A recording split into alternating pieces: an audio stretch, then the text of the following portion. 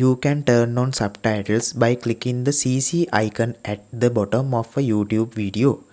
A red line will appear under the icon when closed caption have been enabled. Turn on subtitles by pressing the CC icon.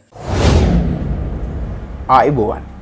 ඔයාලව සාදරයෙන් පිළිගන්නවා Deshan tech YouTube channel එකෙන් ගෙන අලුත් video එකකින්. අද කතා කරන්න හදන්නේ Epson 805 කියන playlist එකට අදාළව අපි කතා කරා ගොඩක් දේවල් ගැන. ඒක ඉන්ටර්ෆේස් එක ගැන කතා කරා, print දාන හැටි කතා කරා, ඒක color correction කරන හැටි කතා කරා.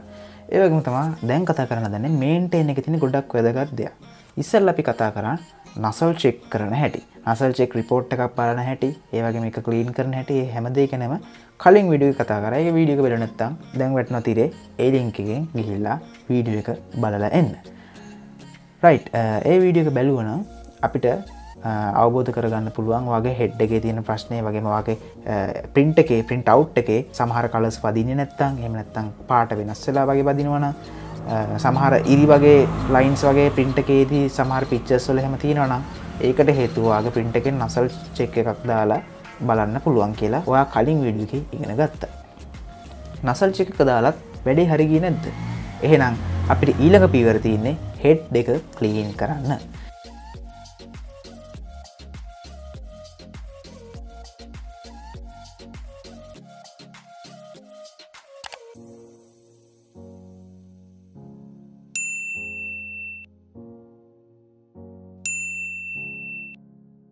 කම්පියුටර් එකේ printing preferences වලට ගිහිල්ලා අපිට ගන්න පුළුවන් Epson 805 printing preferences කියන ටැබ් එක ගත්තාම ඔයාලට මෙන්න මේ විදිහට තමයි ඉන්ටර්ෆේස් වෙන්නේ.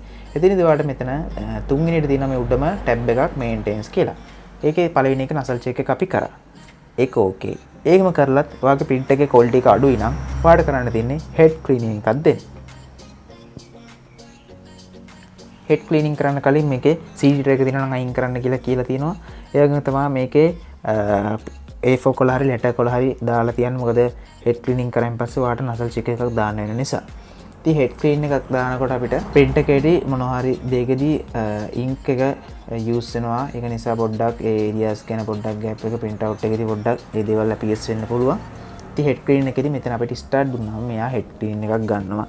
එතකොට head clean එක ගන්නකොට නිකම්ම මේක power on off කරන්න මොනවත් කරන්න යන්න එපා. ඔයාලට තියෙන්නේ printer එකට මෙතන start කියන බටන් එක click කරපුවාම එයා automatically head clean එකක් ගන්නවා. සාමාන්‍ය විනාඩි 2ක් ඇතුළත machine එකේ පොඩි ශබ්ද වර්ගයක් එයි. එයාගේ head එක පොඩ්ඩක් එහාට මෙහාට යයි. ඒක ලොකු issue එකක් නෑ. එයා head clean එක ගත්තාන් පස්සේ ඔයාලට එනවා printer nozzle pattern කියලා. එතකොට nozzle pattern එක click කරපුවාම ඔයාලට අර කලින් අපි nozzle check එක කරා වගේම report එකක් එනවා මේ print out එක හරහා එළියට එන්නේ. එතකොට ඔයාලට බලන්න පුළුවන් ඒකෙත් colors වල අවුලක් මොන හරි තියෙනවද මොකද කියලා. එහෙම colors මොන හරි අවුලක් තියෙනවා නම් ඔයාලට head cleaning එකේදී අනිවාර්යයෙන්ම fix වීමේ හැකියාව ගොඩාක් වැඩි. ඉතින් මම හිතනවා මේ වීඩියෝ එකකින් වැදගත් කරුණක් ඉගෙන ගන්න හම්බ වෙන්නේ නැති කියලා. ඉතින් පාට මොන හරි ප්‍රශ්නයක් තියෙනවා අනිවාර්යෙන් head clean එකක් දාන්න කලින් nozzle check එකක් දාන්න. nozzle check එක දාලා හරියන්නේ නැත්නම් head clean එකක් දාන්න. right එහෙනම් අපි මේ වීඩියෝ එකකින් සමු ගන්නවා. අපි ඊළඟ වීඩියෝ එකකින් හම්බෙමු. ඊළඟ වීඩියෝ එකකින් කතා කරමු printer එකේ තියෙන තවත් maintain එකක් ගැන.